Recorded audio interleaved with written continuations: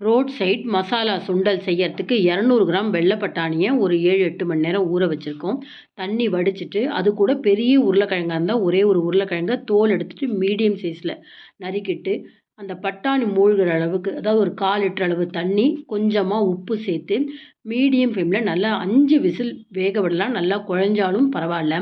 ஒரு mixie jar எடுத்துகிட்டு 1 teaspoon ஜீரகம், கொஞ்சம் பட்டை, ஒரு 4 கிராம்பு, ஒரு தக்காளி, ஒரு 2 பூண்டு பல்லு, 1 இன்ச்சு இஞ்சி, அதுக்கப்புறம் வெங்காயம் 1, ஒரு 4 பச்சை மிளகாய் இதெல்லாம் சேர்த்துட்டு இது கூட ஒரு 20 இலை புதினா இலை, ஒரு அரை கைப்பிடி அளவுக்கு கொத்தமல்லி எல்லாத்தையும் சேர்த்து கொஞ்சமாக தண்ணி விட்டு நைஸாக அரைச்சின்னு வந்துடலாம். இப்போ பாருங்கள், உங்களுக்கு பட்டாணி உருளைக்கிழங்கு நல்லா வெந்திருக்கு.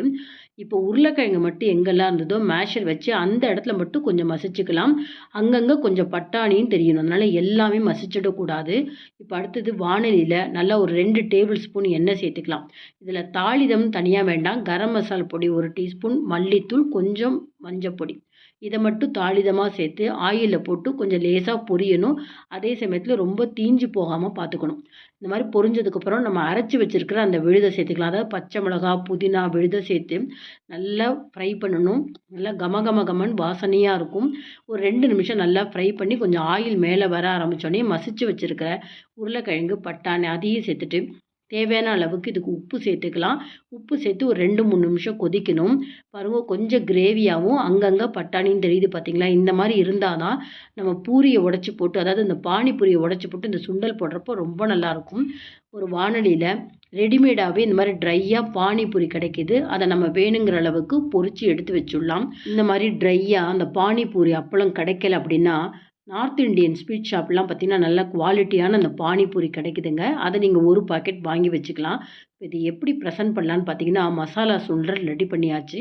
பானிபூரிக்கு உண்டான சின்ன சின்ன பூரி பொரித்து வச்சாச்சு. ஸ்வீட் சட்னி, இது கூட கேரட்டு, வெங்காயம், தக்காளி, கொஞ்சம் கொத்தமல்லி, மேலே கார்னிஷ் பண்ணுறதுக்கு சேவ், இதெல்லாம் ரெடி பண்ணிவிட்டு சின்னதாக ஒரு பிளேட் எடுத்துகிட்டு அந்த பானிபூரிக்கு உண்டான அந்த பூரி ஒரு 4-5 உடச்சி போட்டுக்கணும், 1-2. இதுக்கு மேலே அந்த மசாலா சுண்டல் ரெடி பண்ணி வச்சுருக்கோம் இல்லையா, அந்த பூரி தெரியாத அளவுக்கு நிறைய மசாலா சுண்டல் போட்டுட்டு அதுக்கு மேலே பொடியாக நறுக்கி வச்சுருக்கிற கேரட்டு, வெங்காயம், தக்காளி, கொத்தமல்லி, இது கூட வேணும்னா நீங்கள் சின்னதாக ஒரு எலுமிச்சம்பழத்தை 4ஆ கட் பண்ணி அதில் ஒரு பீஸை மேலே அப்படி புழிஞ்சு விட்டுடலாம். கடைசியாக ஸ்வீட் சட்னி கண்டிப்பாக சேர்க்கணுங்க. இந்த ஸ்வீட் சட்னி கூட இன்ஸ்டண்ட்டாக எப்படி நம்ம செய்யலாங்கிறத இந்த வீடியோடைய ஃபுல் லிங்க் தரேன், அதில் போய் பார்த்து தெரிஞ்சுக்கோங்க. எப்படி நம்ம ரோட் சைடில் கொடுப்பாங்களோ அதே போல் நல்ல டேஸ்ட்டான மசாலா சுண்டல் ரெடி. அவசியம் நீங்கள் ட்ரை பண்ணி பாருங்கள். இந்த வீடியோ பிடிச்சிருந்தால் லைக்ஸ் கொடுங்க. மறக்காமல் என்னோடய சேனலுக்கு சப்ஸ்கிரைப் பண்ணி எனக்கு எப்போதுமே சப்போர்ட் பண்ணிகிட்டே இருங்க.